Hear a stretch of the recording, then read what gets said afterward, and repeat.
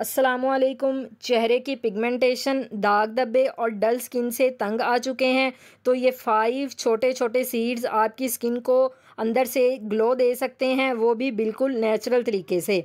Flax seed यानी कि अलसी के बीज, इसमें होता है ओमेगा 3 जो स्किन की इन्फ्लेमेशन और डार्क स्पॉट्स को कम करता है।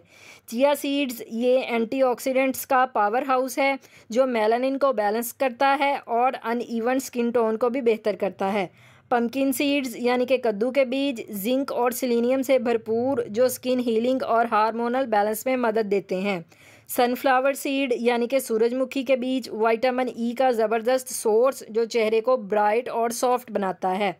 सेसमी सीड यानी कि तिल नेचुरल स्किन लाइटनिंग प्रॉपर्टीज़ रखते हैं और लिवर डिटॉक्स करता है जिसका असर सीधा आपके चेहरे पर नज़र आता है।